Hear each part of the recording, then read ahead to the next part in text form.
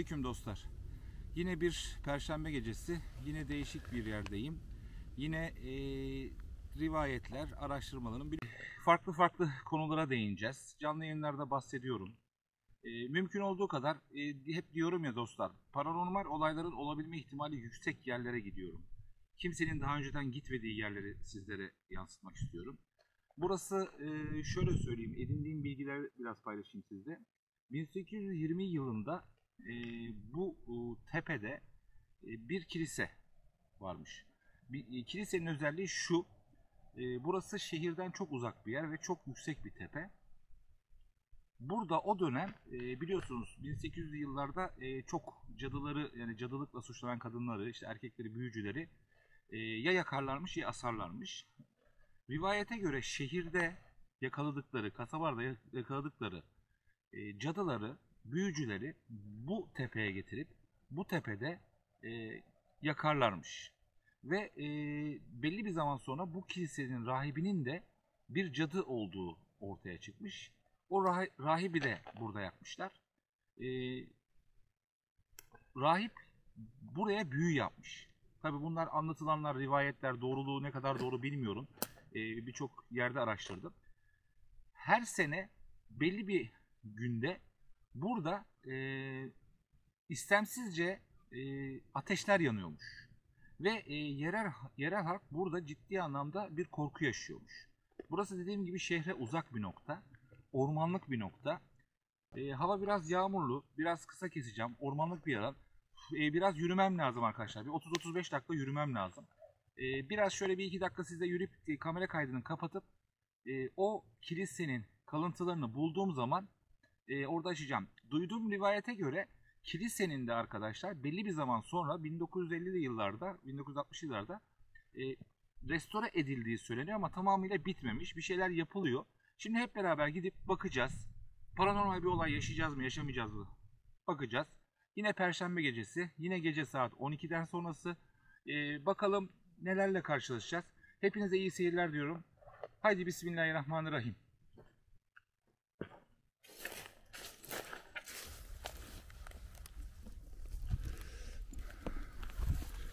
Evet dostlar, gördüğünüz gibi arazi çetin bir arazi.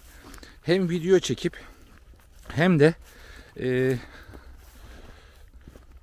önümü görmem çok zor. Bir de maalesef hava, ciddi bir karanlık var havada. Karanlık bir hava. Yağmur yağıyor. Maalesef bir hata yapıp herhangi bir bere falan alamadım. O yüzden mümkün olduğu kadar en azından inşallah gideceğim yerde bir kapalı bir kilise falan bulurum da yağmurdan korunurum diye düşünüyorum. Şimdi aldığım bilgilere göre yaklaşık bir 30-35 dakika bu tepeyi çıkacağım. Tepeye doğru çıkacağım. O yüzden biraz şöyle etrafı göstererek size videoyu durdurmak istiyorum. Çünkü hep diyorum ya, nefesimle de sizleri çok rahatsız etmek istemiyorum. Gördüğünüz gibi engebeli arazi. Yaklaştığımda, nefesimi de düzelttiğim zaman inşallah orada Allah'ın izniyle gideceğiz. Allah'ın izniyle evimize geri döneceğiz. Evet dostlar, uzun bir tırmanıştan sonra yaklaştım çünkü taş duvarları görüyorum. Yalnız her attığım adımda dostlar aşırı derecede bir ürperti geliyor. Burada evet, şurada bir duvar var. Çok şükür Allah'ım, çok şükür. Ve yanıma bir kelebek geldi. Yağmurlu bir havada kelebek. Hoş geldin. Selamun aleyküm. Şimdi bu videoda nefesim çok dikenli teller şu duvardan. Çok özür dilerim. Dikenli tel öyle bir attı ki ve burada da dikenler var. Şöyle Allah bismillah. Allahu ekber. Şuradan geldim. İşte burası anlatılanlara göre 1820'li yıllarda bir kilisenin olduğu söyleniyor. Şöyle bastığım yerlere çok, gördüğünüz gibi şurada bir şey var ama otlar çok büyük. Şurada bir boşluk buldum. Oh, yine nefesim. Buradaki otlar çok yüksek.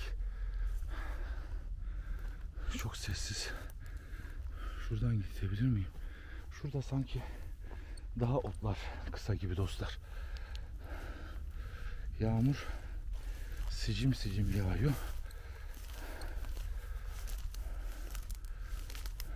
Gördüğüm kadarıyla şöyle etrafımı çekmek istiyorum. Şöyle bir yandan da dedim ya, bilmediğim yerler. Bazen kendime de hayret ediyorum. Diyorum ki yani şu an şurada, şu gördüğünüz ortamda şöyle hızlı çeviriyorum kamerayı. Şurada bir baraka gibi bir şey var, uzakta gözüküyor mu? Şöyle çevireyim. Hani şurada diyorum ya, başıma bir şey gelse, tabi GPS'ten buluyorlar ama burası boş bir alan. Duvarlar orada.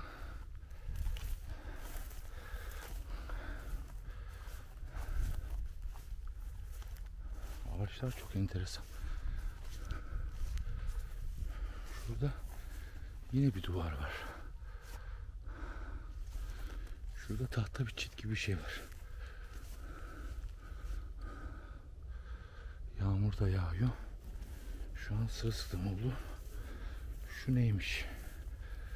Euzubillahimineşşeytanirracim. Bismillahirrahmanirrahim. Ethernet. Burası arkadaşlar şöyle bir kuyu. Bir kuyu ama yanına yaklaşmayacağım. Tabi ister istemez hakkınızı helal edin. Ürperiyorum. Yani şöyle göstereceğim, zifiri bir karanlık. Şu duvarı, şu yolu takip edeceğim.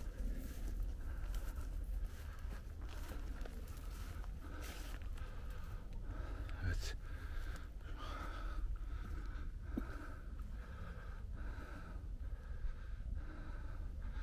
Kameram, görüntü güzel.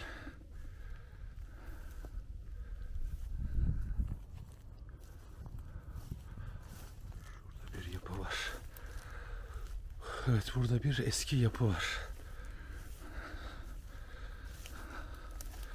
Bismillahirrahmanirrahim. Bismillahirrahmanirrahim. Selamun aleyküm.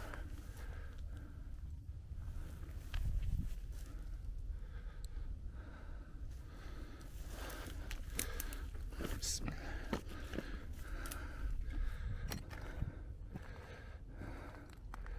Tamamen yıkılmış ve çok enteresan arkadaşlar. Bilmiyorum görüyor musunuz ama kelebekler uçuşuyor.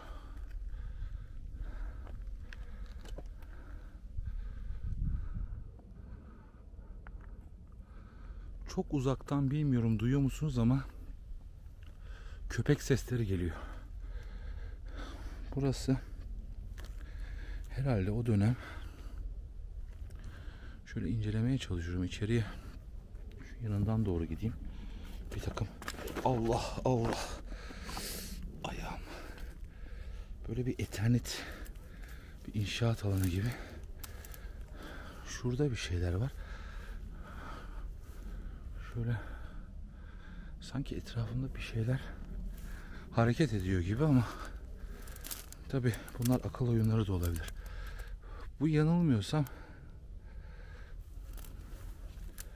o dönem kilisenin bir kalıntısı olabilir. Çünkü şurada da bakın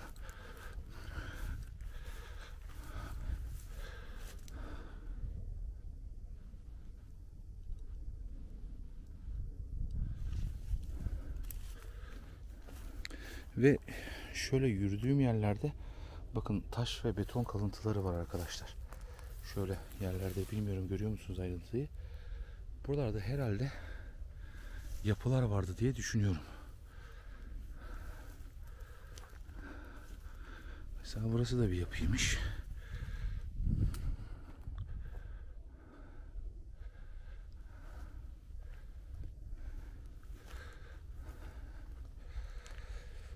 Enteresan olan mesela ben bu kiliselerin genelde çok eskilerine bile Hristiyanların işte Ortodoksların sahip çıktıklarını biliyorum.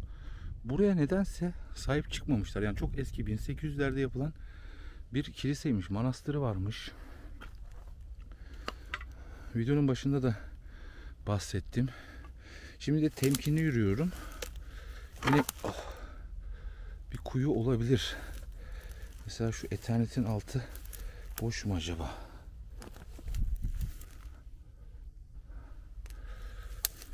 Buralara gireyim mi ya? Şöyle gideyim de. Şuralarda arkadaşlar. Tabi dönem dönem buraya herhalde gelenler gidenler olmuş. Bir takım mesela bakın branda var. Yapı var. Şurada ne var? Bir yol gibi ama yok. Patika, ben şu deminki şeye doğru yürüyeyim. Etrafından dolaşıp şöyle biraz da kaldırayım. Çok özür diliyorum. 5-6 tane çok konuşuyorsun abi diyenler var. Ya hakkınızı helal edin arkadaşlar. Şu an hani kameraya bakıp sanki karşımda biri varmış gibi nabzımı yavaşlatmaya çalışıyorum. Siz de haklısınız. Ses dinlemek istiyorsunuz. Şu an rüzgar var. Mümkün olduğu kadar konuşmamaya gayret ediyorum ama dayanamıyorum. Şimdi yine söyleyeceğim, hani cinlerin en çok sevdiği yer terk edilmiş yerler, yıkık dökük harabeler. Burası bence evet çok eski bir yapı.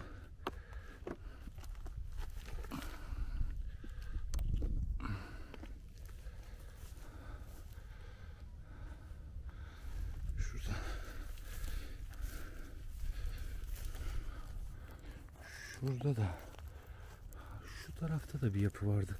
O taraftan gidelim mi? Burası çünkü duvara gidiyor. Şurada da bir yapı uzaktan. Şimdi tabii çok güzel kameralar çıktı.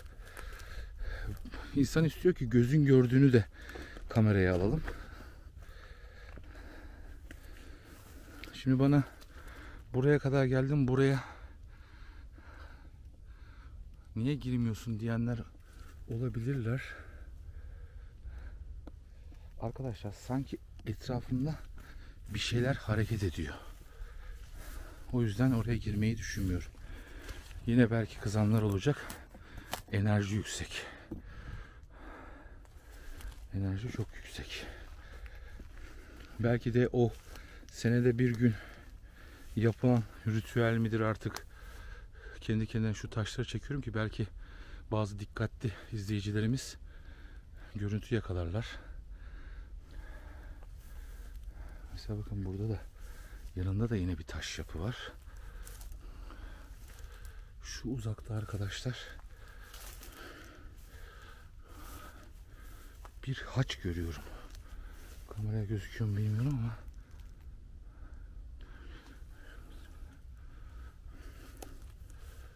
bakın, incir ağacı.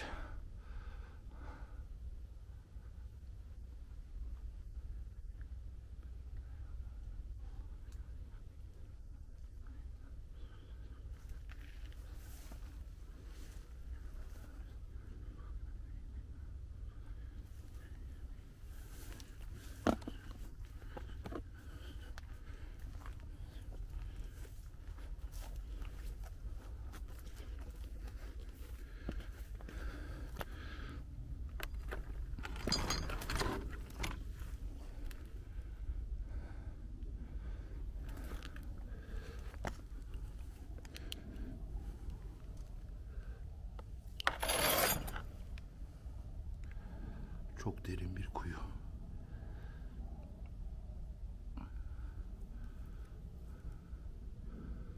Çok derin.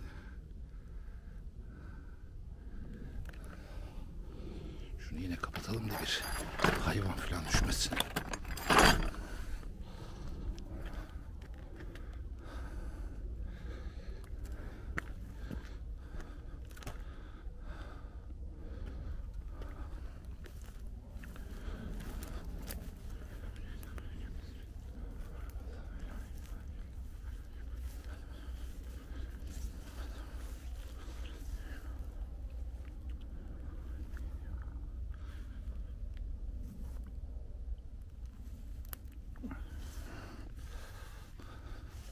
Galiba bu yapılan, yani o dönemde yapılan kilisenin, şurada bir şey var, dikkatli yürümem lazım. Şurada bayağı bir, şurada bir çukur gibi bir şey var. Burada dikkatli yürümem lazım. Çok dikkatli yürümem lazım. Şurada bir yol var. Şöyle. Orada bir kuyu.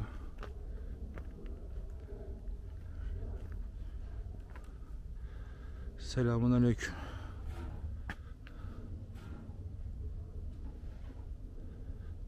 Bir ses duydum ama şöyle bir etrafını dolaşmak istiyorum arkadaşlar.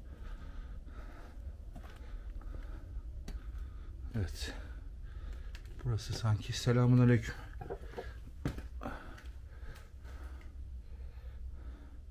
Bir depo gibi. Çatı falan gitmiş tamamen. Sanırım bir kedi. Şurada bakın. Herhalde bunlar, Allahu Ekber. Yerlerde kibrit parçaları var. Tuvalet klozeti var, böyle var. Bunlar da tahmin ediyorum kilisede o oturma sehpaları herhalde. Orada çimentolar falan var. Ama çatı falan tamamen herhalde bir tadilat yapmışlar. Bu arada ayağımın içine bir şey girdi. Böcek midir nedir?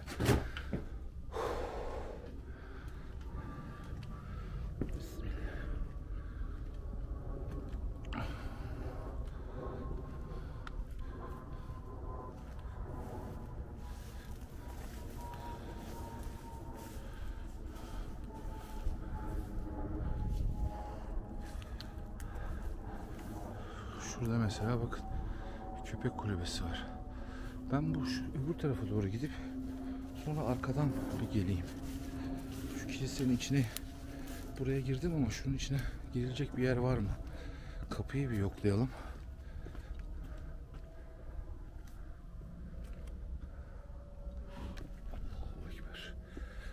Bir hayvan olabilir.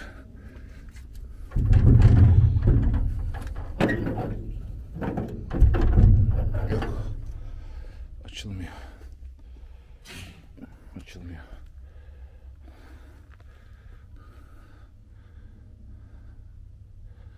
Açılmıyor arkadaşlar.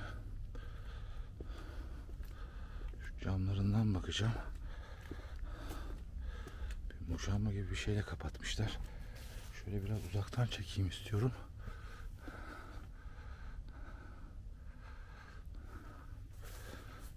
Şurada evet. Bakın böyle bir beton şeye geldik. Bismillahirrahmanirrahim. Bismillahirrahmanirrahim.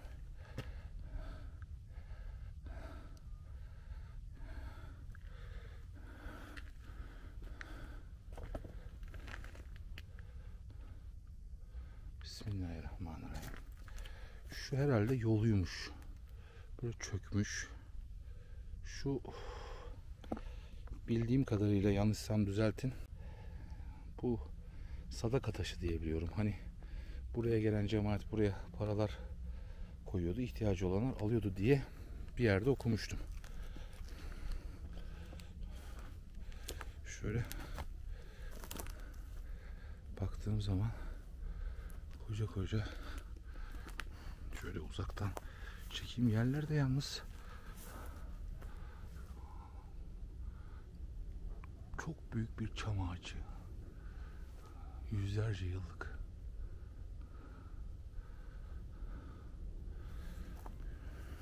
böyle şöyle çukurlar var. Şöyle bir dolaşacağım ama girişi var mı diye bakıyorum. Dedim ya, buralar böyle hep çökmüş. Şöyle bir içeri sokacağım bunu. Bismillahirrahmanirrahim. Yok, ben şu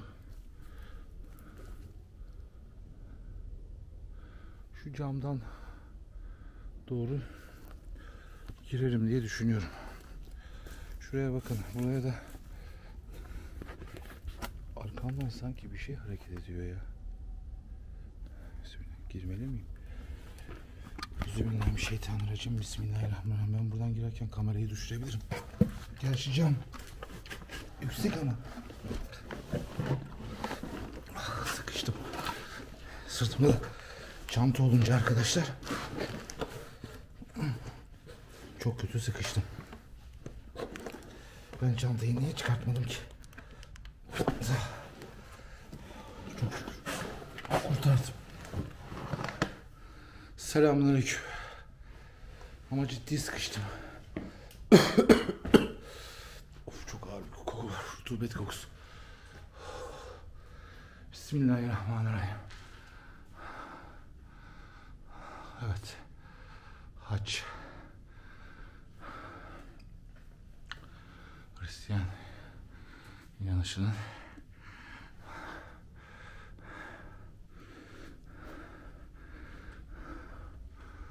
bu resim,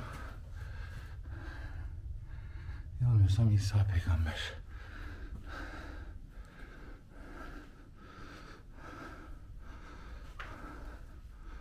Bu ne?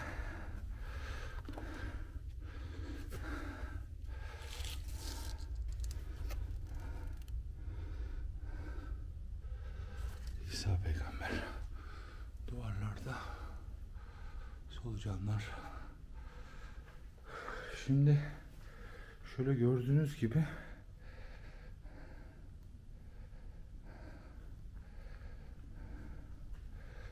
bir tadilat görmüş. Fakat şunu gördüm. Bunlar çünkü inşaatta kullanılan iskeleler. Şurada bir sıva ve elektrik tesisatı yapılmış. Fakat şu altındaki yapı göreceğiniz gibi arkadaşlar çok eski. Çok eski, şu demirler falan çok eski. Demek ki 1800'lerde yapılan iskele, kilise buydu. Yalnız çok enteresan. Şunu çözemedim. Şu ne yani? Bu Bismillah. Bir keçi kafası herhalde. Keçi kafası. Altında kuru kafalar, kemikler falan var. Şu arkada ne var? Acaba arkada girdiğim yerin bağlantısı mı? Şimdi mesela bakın, burada herhalde cemaatin oturduğu yerler diye düşünüyorum. Bu tahtalar çok eski. Belli.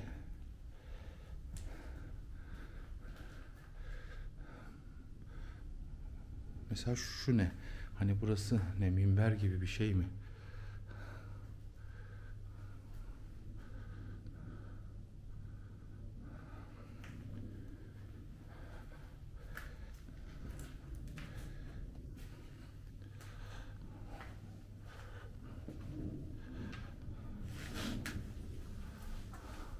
Şurada mesela elektrik panosu var. Şu açamadığım kapı. Burası boş. Çatı tamamen gitmiş. Şunların yani solucangillerden bir şey ama çok duvarlarda herhalde nemden ve rutubetten yaşayan bir takım varlıklar.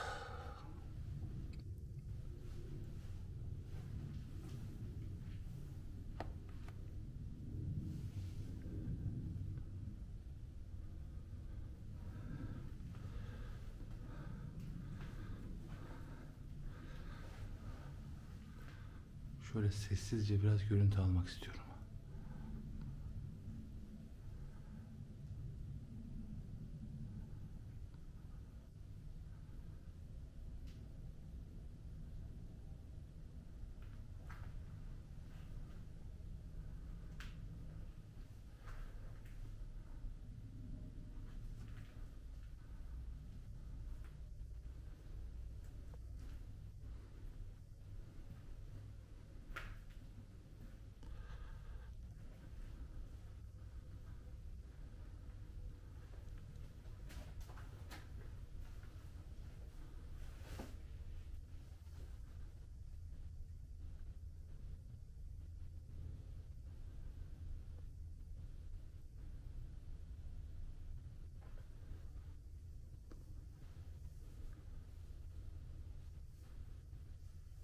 Şu şey ne acaba?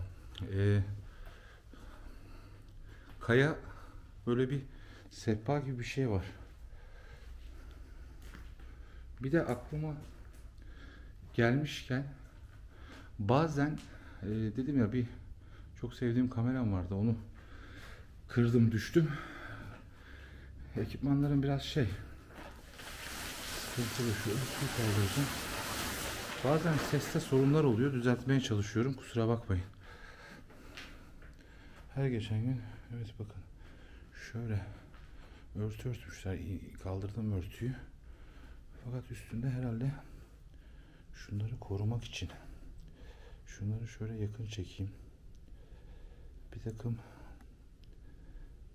yalnız aziz gibiler ama bakın şu kuru kafaları kuru kafa gibi, belki de böyle bez gibi. Mesela dört tarafında var. Bunun mesela ne olduğunu bilmiyorum. Ne olduğunu bilen arkadaşlarım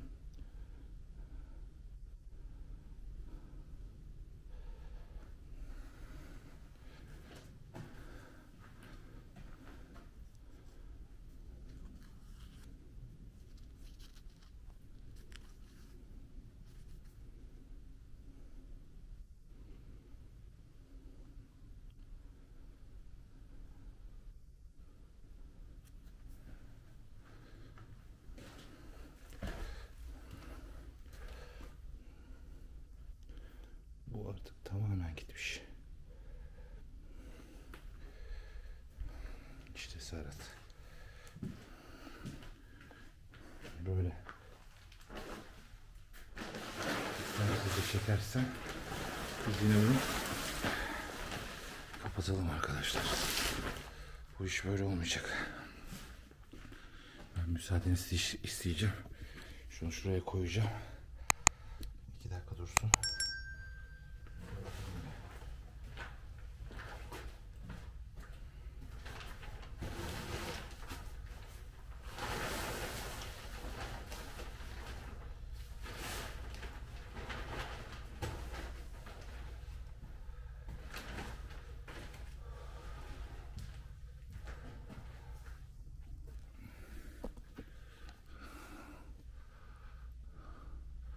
Buradan çıkmalıyım diye düşünüyorum.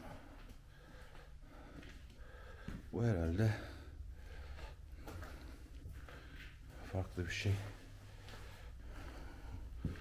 Bir dakika. Ben buradan gelmedim.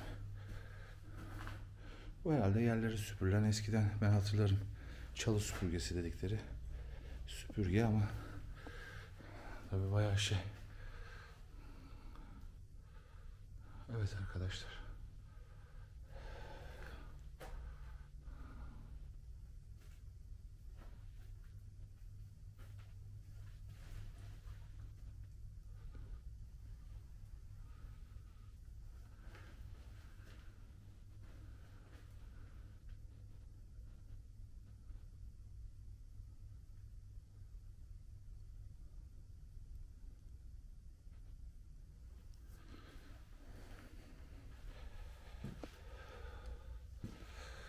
Burada çıkmam gerektiğini düşünüyorum. Ama burada benim çok dikkatimi çeken şu keçi kafasının olması.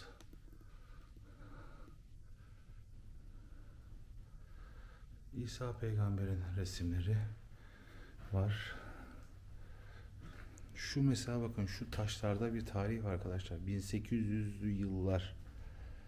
Burada kim bilir neler oldu. Neler yaşandı. Şurası ama yok. Küçük. Acaba dedim, hani günah çıkarma falan diyorlar ya. Ben şimdi buradan şu tahtaya basacağım ama girdim, pencere şu. Demin sıkıştım, inşallah bu sefer sıkışmayacağım. Bismillahirrahmanirrahim. Şöyle kamera biraz açısı bozulacağız. Hakkınızı helal edin.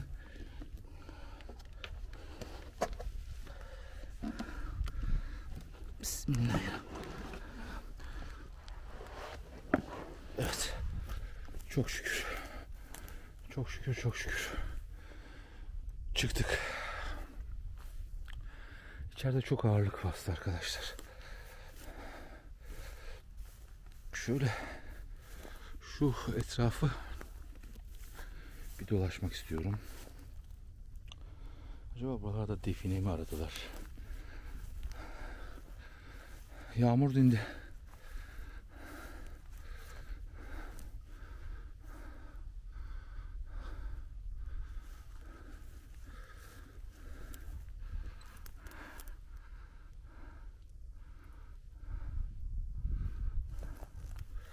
Çok ileride şehir ışıkları var.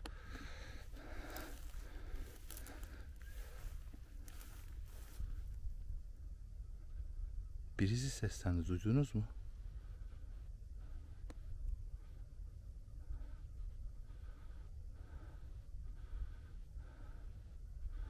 Birisi seslendi. Şurada bir şey var. Bu da bakın bence bu dönem o döneme ait bir kuyu diye düşünüyorum.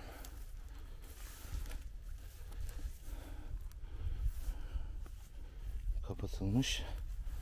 Bastığım yerlerde dikkat edeyim. Çünkü burada bakın kör tıpayla da kapatılmış ve çok eski bir taştan yapılmış. Şurada da mesela bakın burada bu neymiş? Bakın şöyle göstereceğim. Bir beton.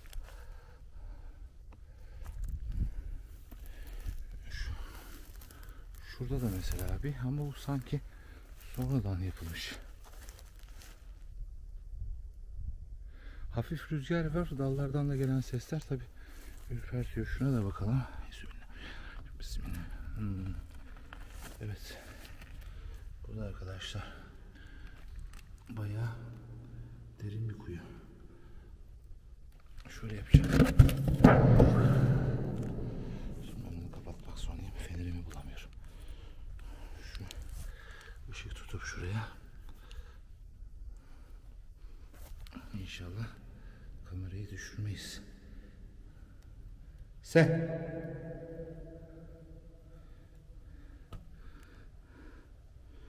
Bir boşluk gibi.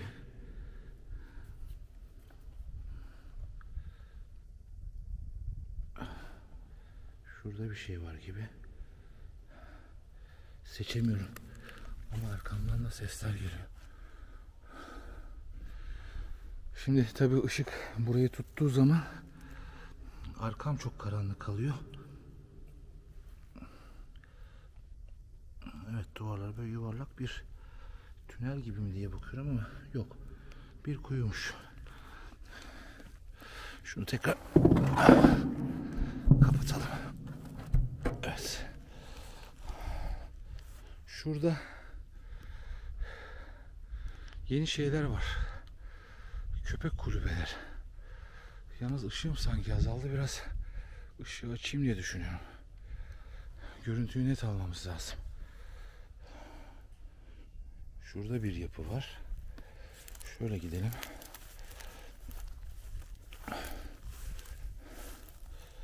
Bismillah. Evet, bir kemer.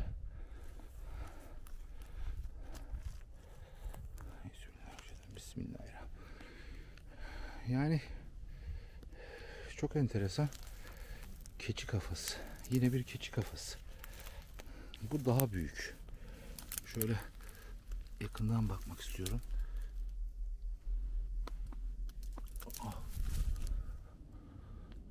Arkamdan bir şey çekti.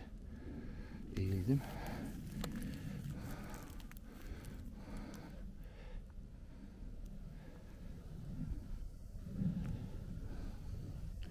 Keçi kafası. Bu bakın çok eski, büyük ihtimalle bunun altında şöyle bakıyorum ama şu samanlar var. Bunun altı bence bir yere gidiyordur arkadaşlar.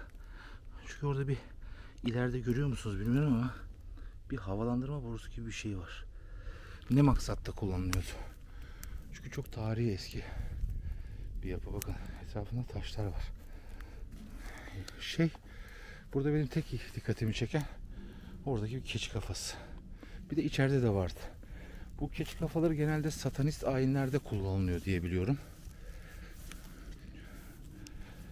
Cadıların bak bu kelebek arkadaşlar, görüyor musunuz? Bu kelebek, ben bu bahçeye girdiğimden beri, nereye gittin kelebek? Kelebek nereye gittin? Bahçeye girdiğimden beri arkadaşlar bırakmıyor yakamı. Yanımda uçuyor. Bazen kamerada görünüyor. Şöyle bir gidelim dostlar. Burayı, şurada bakın yeni köpek kulübeleri gibi var. Burayı tekrar o taraftan geldim. Bu taraftan zaten gelmiştim. Şu tarafa doğru gitmek istiyorum. Yavaş yavaş da buradan uzaklaşayım diyorum. Çünkü bilmiyorum ama siz de hissettiniz mi? Siz de duyuyor musunuz ama uzaklaşmam gerektiği hissindeyim. Ve şu an şu an tam biri çeyrek geçiyor.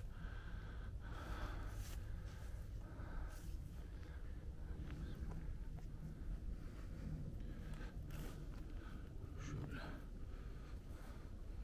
ağaçların büyüklüğüne bakar mısınız arkadaşlar? Ses geldi. Yani bilmiyorum bu sesleri duyuyor musunuz ama ben çok net duyuyorum arkadaşlar.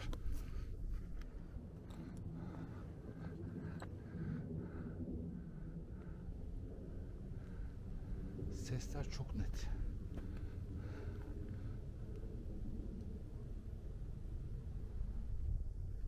Tabii doğanın çıkardığı sesler de var. Ağaçlar muhteşem.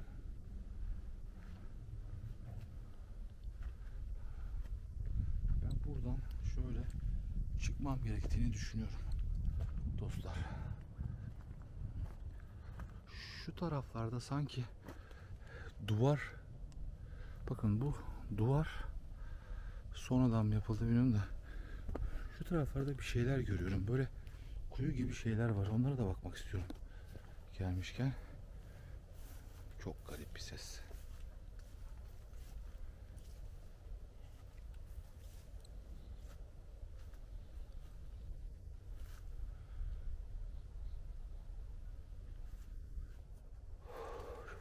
Çok şükür. Şu ağacın ihtişamına bakın. Bilmiyorum gözükecek mi ama.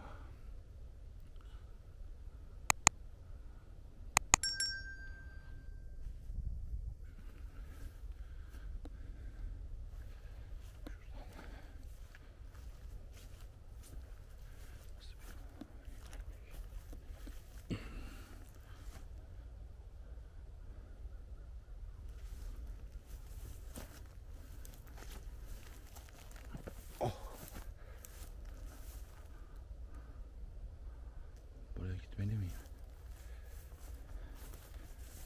Şurada bir şey görüyorum da onun ne olduğunu merak ediyorum arkadaşlar.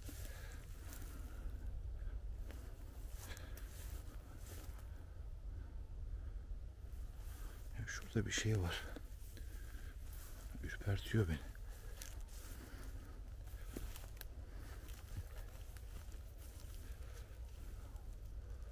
Bakın ben görüyorum orada ama ses dinle, ses dinle.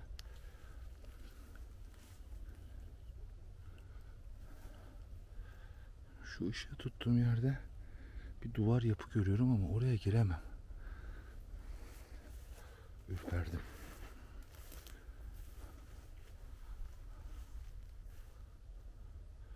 Bak şu yapının arkası duvar arkadaşlar. Şöyle devam ediyor. Buraya aslında gündüz gelmek lazım. Mesela şurada da bir, bak şurada az daha düşürdüm.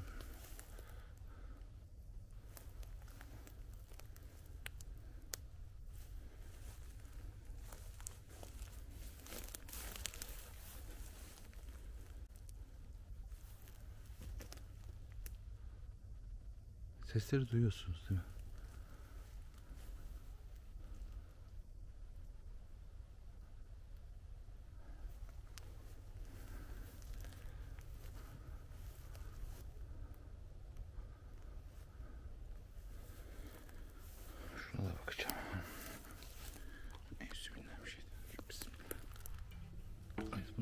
yapmışlar. Allahu Ekber.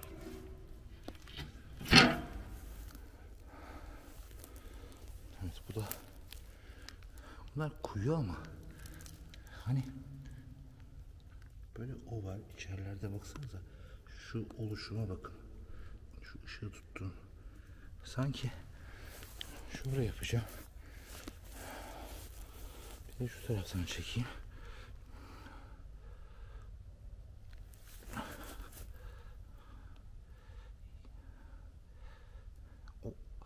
Yani bitki örtüsünün kurumuş ama oluşumunu bilmiyorum.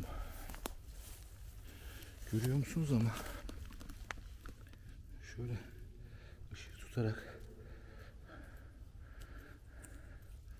şunu biraz da açsam acaba, şöyle yapacağım, biraz içeri sokacağım bunu.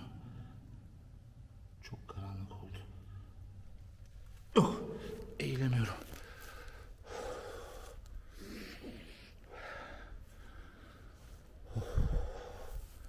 Enteresan bir yapısı var.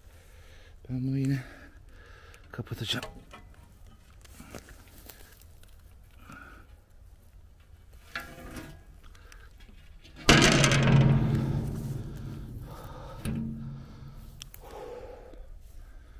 Şurası nereye gidiyor?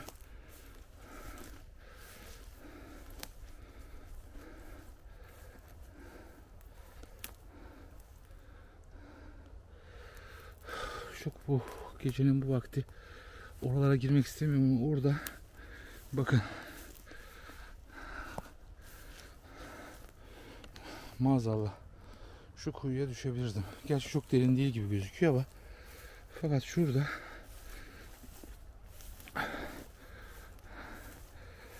bitki örtüsü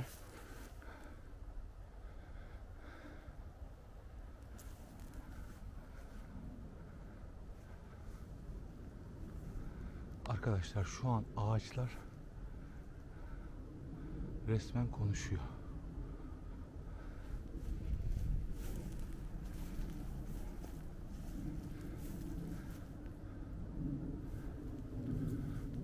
Ben buradan çıkacağım. Şurada 2 dakika durup ses dinlemenizi rica ediyorum. Şu uçağın sesinin haricinde.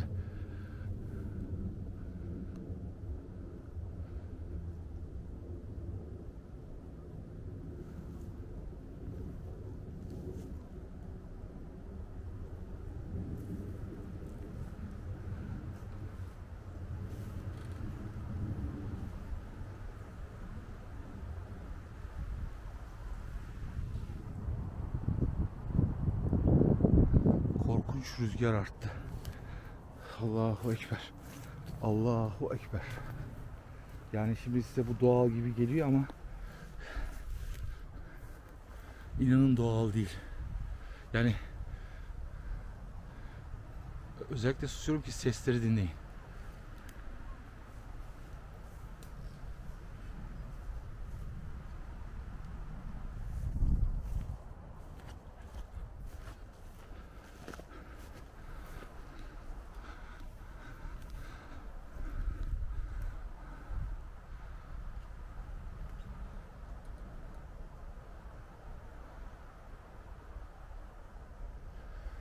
Benim yavaş yavaş gitmem lazım.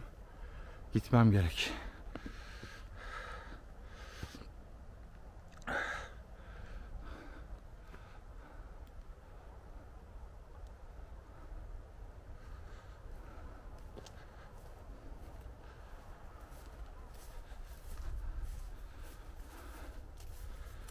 Geldiğim yoldan gitmenin vakti geldi. Bak şimdi size bir şey göstereceğim. Bakın. Demin gittiğim yerde ağaçları ve sesi duydunuz değil mi?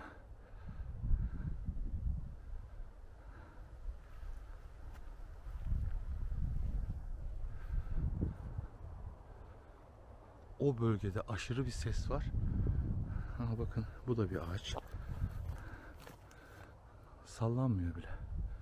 Bakın, bu da bir ağaç. Rüzgar çıktı.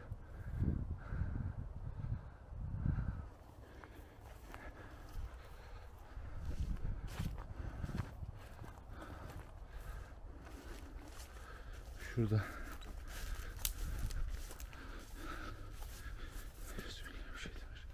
Bismillah.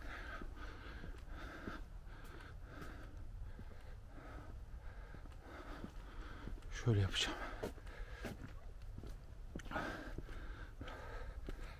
Şurada. Şurası sakin bir yer. Şunu şuraya koyarak şimdi arkadaşlar şunu şöyle sabitleyeyim şuraya.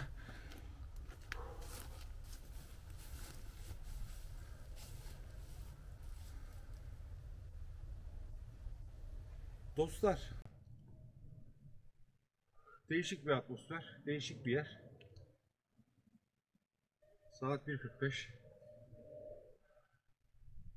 1830'lu yıllarda yapılan.